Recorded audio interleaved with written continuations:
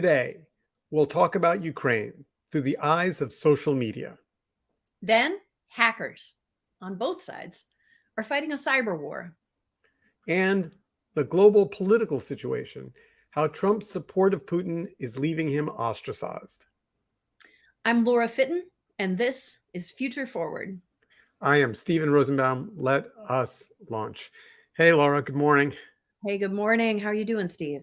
You know, it's I'm an eternal optimist, and I'm hopeful that people that listen to this pod will come away as I have, thinking that we're in a really terrible moment, but that there's at least one version of the outcome that's pretty positive. And so let me see if I can convince you and some of our listeners of that. Yeah, I'm gonna scoop up some of that optimism. I am such a Cold War kid, and this is bringing back a lot of feelings.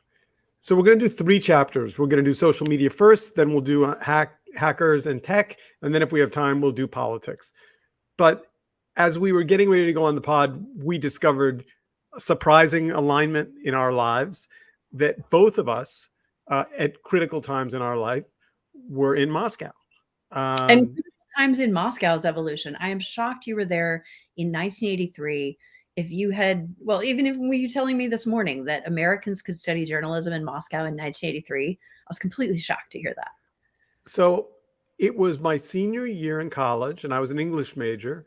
And I remember the course being offered. It was 8 weeks studying journalism in the Soviet Union. And what I remember most vividly was the plane landing and getting off the plane and getting on the bus. And as we pulled into Moscow, I looked out the window and I saw a woman walking with a dog. And I was stunned that they had dogs in Russia, or women, or streets, or cars. And it was a city, and it looked not very different than my city. And I've never forgotten how little visibility I had prior to landing there of just what went on in the daily life. And so you were there not in 83, you were there 10 years later. Yeah. I was there in 94, which I would have said was one of the first moments Americans could go live in Russia. And yet here we are. I did know, so my high school was one of the first 20 or so that had exchange with Russia. And so a lot of my friends had gone. Of course, it wasn't Russia. It was actually Lviv where the students went. And we had a bunch of students from Lviv come to us. That was in like 88, 89. I actually didn't study Russian, so I didn't go on that. But then right after college, I had friends living over there and running a kind of informal journalism, photography business. And they were able to help me get over. And that was kind of my year abroad. I had done 2 on-campus or off-campus programs already, so I couldn't do a year abroad as well during college. So I went right after. And it was the Wild West. It was very violent. There seemed like there was a car bombing every day. One night we woke up to a huge loud noise, and it turned out someone had taken anti-aircraft artillery into the courtyard of our apartment building in Kutuzovsky and fired into an apartment across the way, right? I mean, just crazy stuff was going on. It was, ooh, but yeah, that same seeing their humanity, I can't convince my kids quite to understand how abstract and monolithic the Iron Curtain and USSR and everything seemed to us. Yeah. And yeah, similar sense of like, wow, just normal human people living their normal lives. And I'm, let's jump into the social media conversation, because I think it's fascinating. And let's begin with this story from Vice. So Russia is now restricting access to Facebook and a number of other social media players as well. I guess my question is, unlike China, where we know there is, a real blockade of the internet, can the Soviet Union, I'm sorry, Russia, or Putin in this case, right? Yeah. Can Putin really legitimately stop the fair access to world information from his citizenry at this point? I mean, I think he can certainly slow it down, and he is highly incentivized too, because so much of his support, for probably decades now, is based on disinformation, right? And so the specific issue at discussion in this article is look, Facebook is cutting down on my disinfo outlets, so I'm going to cut down on Facebook. To the extent the average ordinary Russian can access ways that help cut through that disinformation, he just wants to slow them all down. Of course.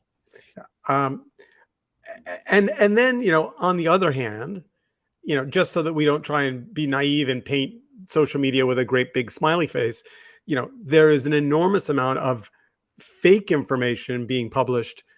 Instagram is this article from Input, but there's lots of options of visibility into people just literally taking old World War II video and pasting it onto and saying this is happening now. I mean, and I will say, because I've looked at a lot of this stuff, it's hard for me to discriminate between people that are trying to purposefully mislead and people that are just screwing around, like think it's kind of neat to play with the toys, which Yeah.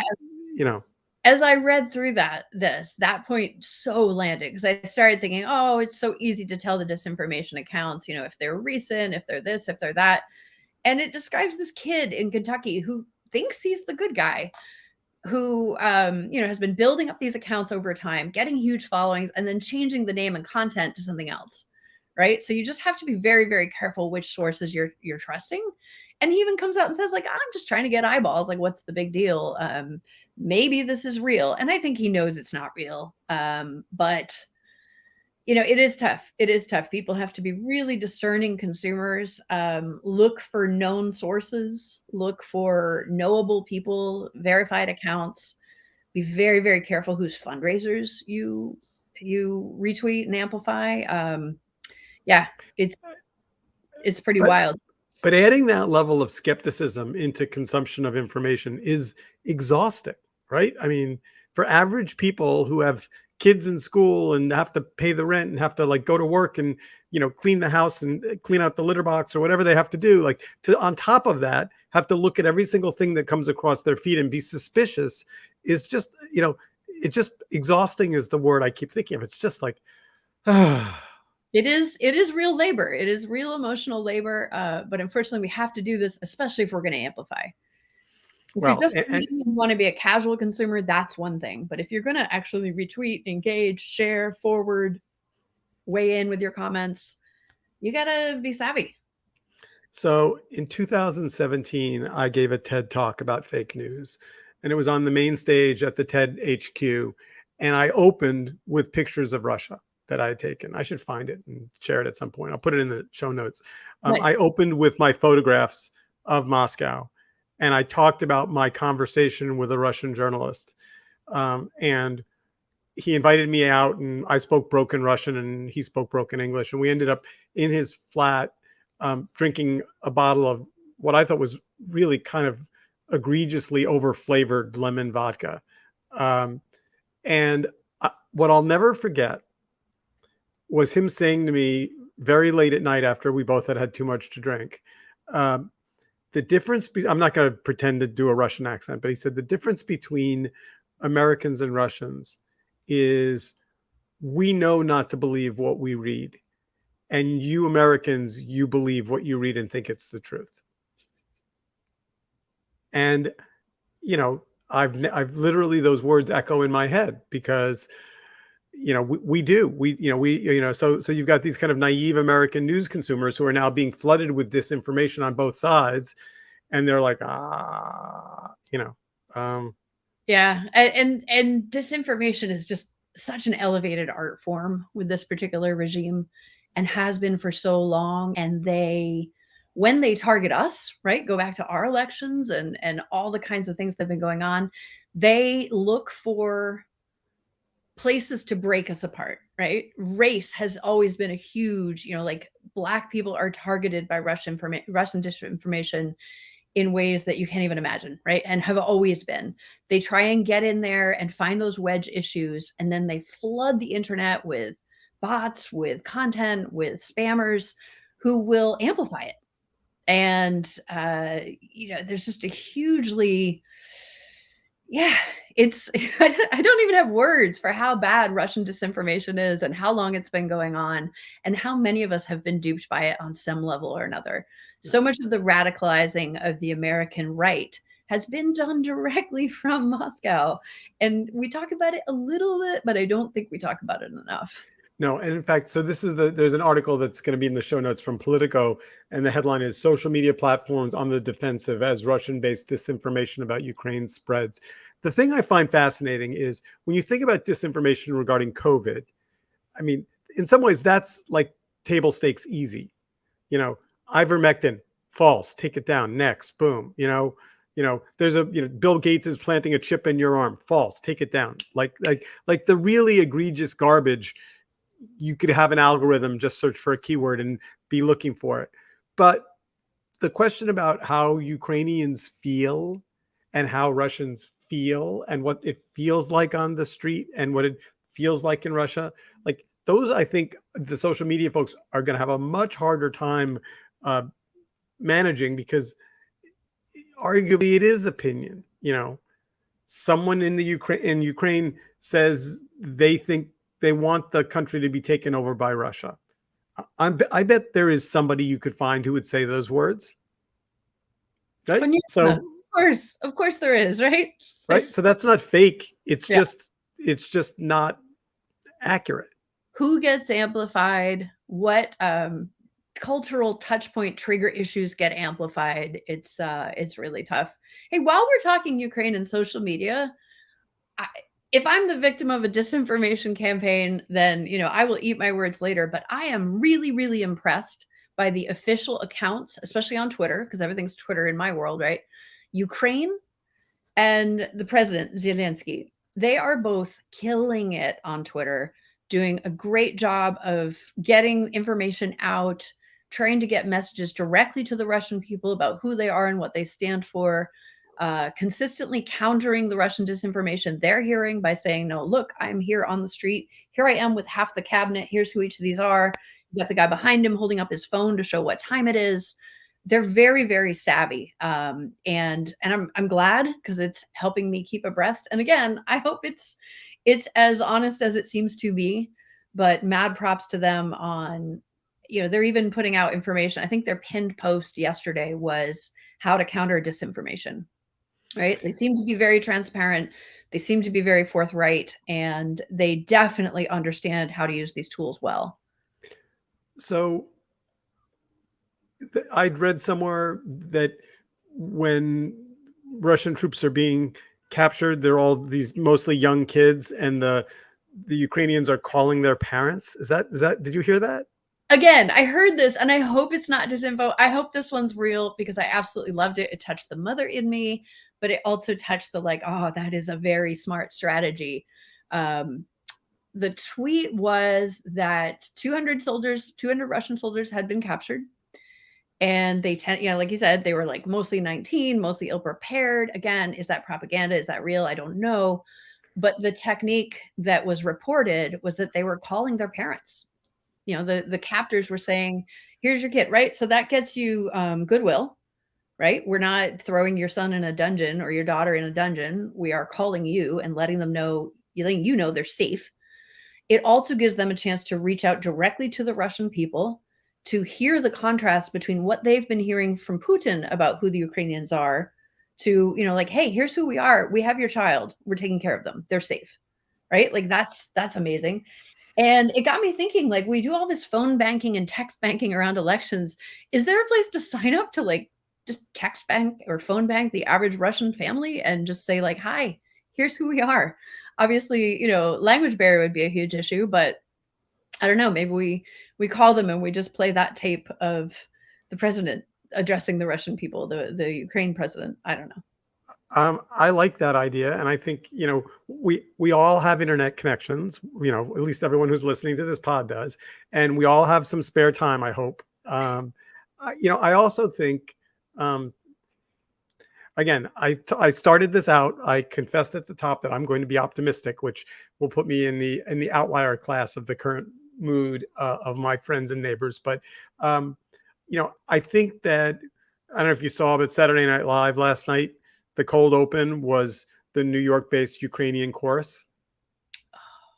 No joke, no humor, no performance, no silly, just music and a beat. And I was like, all right, there you go. I mean, like how we touch Americans' hearts so that we align and we understand these are real people dealing, their homes are being destroyed for, best as I can tell, no foreseeable good reason. And so that puts people like Google in this really interesting kind of problem because, on one hand, YouTube is very popular among pro-Kremlin broadcasters and critics. It has a lot, and I mean, do you want to be the executive sitting there looking at 175 channels and saying, delete that one, don't delete that one? I mean, what do you do with RT.com, Russia Today? I mean, it's a Russian propaganda network. It is an overwhelming problem, especially because you've got, at least here in the US, you've got all these American businesses whose ads are going to run during that content. Yeah. Boy, I do not want to be that person who has to pick through all that and figure out what's real and what isn't, but it's incredibly important. Media is very powerful. Russia and the Soviet Union before it have always known that and have always used it, very tightly, you might say with an iron fist. And, again, different than China, right? I mean, I don't know the math. So, someone feel free to jump in the comments and tell me if I get the math wrong. But it seems to me that for Google to bonk heads with Russia certainly is very different than the line they walk with the Chinese government. I mean, well, and yet another line thrown into the mix is, with our sanctions now, they are forbidden from providing services, goods, or technology, right? So are they providing technology to aid Russia if they keep platforming all this propaganda? So I know Facebook, made that big announcement that they were going to crack down a bit more. And there was this wonderful debate about like, oh, is Facebook finally getting a conscience? Or is this just simply like they legally have to now because of the sanctions? A lot of really interesting stuff going on in that dynamic. Yeah. And by the way, to your point earlier of like Zelensky wisely using social media, I mean, Ukraine is calling on the hacker underground to defend against Russia. I mean, and there was that Elon Musk tweet yesterday saying that Starlink is available in the Ukraine and that they were shipping in new platforms. I guess that kind of puzzled me because it strikes me that I don't know how you from a satellite point at certain countries and not at others, but what was it not available before they turned it on? I don't know. I mean, that being said, I'll take everybody who's got that kind of footprint who wants to be pro-Ukraine. So I also think, the U.S. has said already and is, I mean, there is no doubt that the next, whatever it is, battle, no, the next shot, assuming it's not nuclear, is going to be some kind of a cyber attack in the U.S. I mean, there have been cyber attacks going on in the US for so long, right? And there were, I mean, we do need the hackers, like you said, on both sides because they're going to use theirs. And if we're not countermanding that and being smart about keeping our passwords updated, we talked about that last week's show about security and how important it is.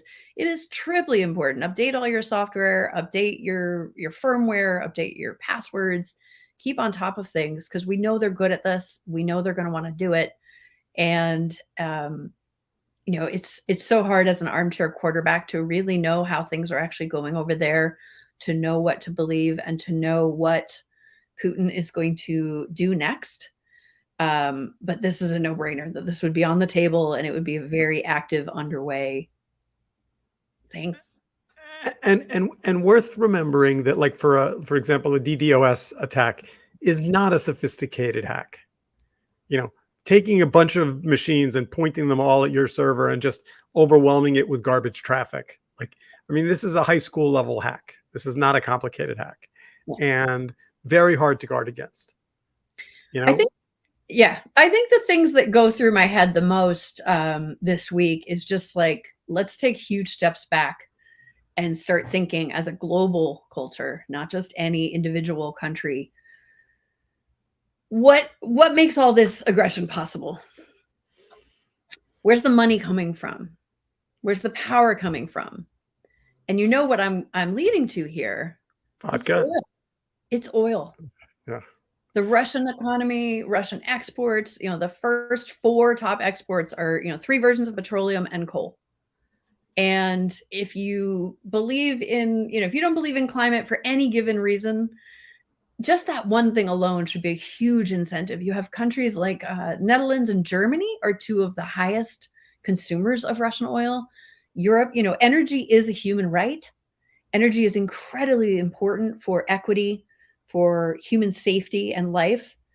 And this idea that we have dragged our heels for 30 years at building more resilient, safe, equitable, and renewable sources of energy, it's just got to end. It's just got to end, because we can't have superpowers wielding this kind of, leverage over the entire world that lets them get away with things like this invasion. You know who's been quiet, or at least I haven't heard, maybe it's someone else has, like, where are the Saudis on this? I don't think they've been that quiet. Aren't they one of the few that were, like India, China, Saudi, and UAE were sort of like, we're not going to go with the rest of the world in condemning this. The other direct dangers, I haven't seen the full report of the the environmental fallout of it yet, but the Russians ignited a pipeline, I believe I'm not going to get the city name right. It wasn't Kyiv. It was the other major city that starts with a K. And that was now burning, right? And methane is incredibly dangerous. But also, again, I can't cook dinner at night without methane because I still haven't electrified my stove, which is ridiculous. But if they come in and they start blowing up these facilities, it's an environmental disaster and it's also a humanitarian disaster. And they're very well versed at how all these things work because it used to be theirs, right? They still have all that knowledge from when Ukraine was a Soviet territory. So yeah, some really scary stuff. Sorry, I'm glad you're no. So here's a story I didn't understand. Patreon is suspending the donation page for a not-for-profit that's giving body armor to the Ukrainian army. Yeah, I read this twice trying to understand, and this not-for-profit has been around since 2014. Right. We know they're legitimate. They have a humanitarian mission. Where they're running afoul of Patreon's contract in terms of service it is still considered military equipment, and they forbid fundraising for that. Boy, that one is frustrating. So this is the quote from Patreon: does not allow campaigns involved in violence or purchasing of military equipment, regardless of their cause, a company spokesperson said. We are investigating because of representatives on their donation page for how the representations on their donation page of how the funds will be used. We have suspended the campaign in question while we investigate. If the page ultimately removed, our policy is to send the creator the remaining funds or refund all pledges. But they've already been refunding pledges. And it's just so troubling. If this organization is as legitimate as it seems to be, didn't just pop up this week, and we know that there are a ton of volunteers, the lines at the border crossing are going both ways, right? Because you have Ukrainian expats trying to get back in the country to go serve. You have non-military people just picking up arms and getting trained, and they don't have any body armor. So yeah, I think that's a really tough call. I was disappointed to see it. I don't know what I would do if I was in Patreon's seat, if that really is their policy. I mean, I think the answer is if that really is their policy, again, this gets back to my larger question, which is, do people at these organizations, whether it's Facebook or Twitter or Google or Patreon, really want to be the arbiters of good organization, bad organization, good war, bad war? So if someone put up another page that offered to send body armor to the Russian soldiers, that puts Patreon in a position where they have to decide what side of the conflict they're on. Right. Who gets the armor? It's I get it. I get it. It's not an easy thing.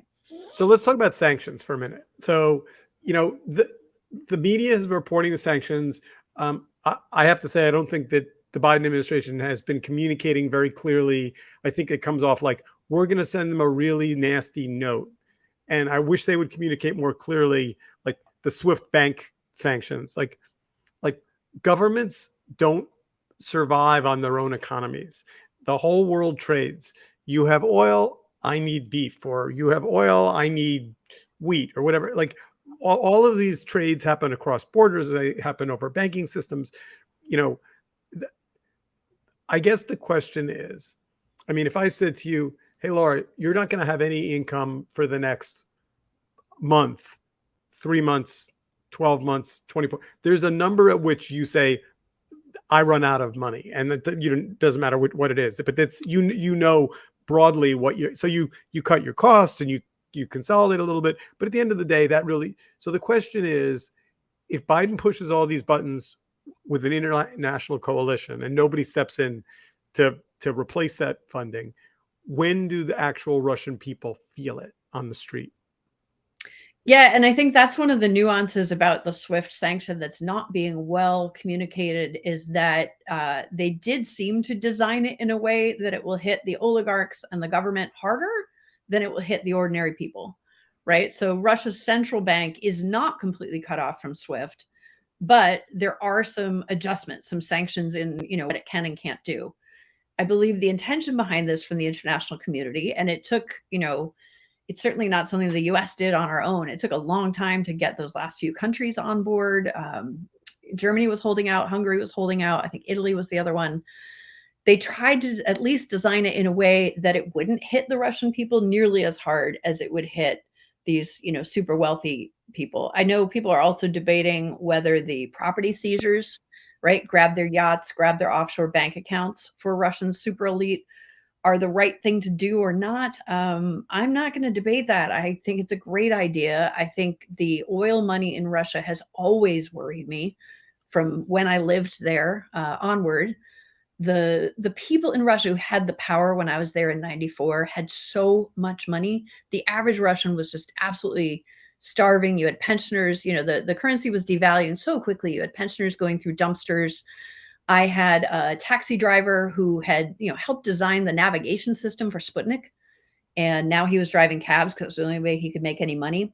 And yet all these nightclubs would open with a $50 cover charge, which was just insane money, even for me as an American, you know, recent college grad living there, but was just unbelievable. So you had this incredible wealth inequality, and that has always been a strong corrupting force in that nation. And, you know, again, I'm an environmentalist, so I'm always going to point to oil and blame oil. I'm sure it's much more nuanced than that. But the super wealthy in Moscow are, and all of Russia, are so much wealthier than everybody else that, you know, they're the people you do need to apply pressure to, because they're the only people who could shut Putin up.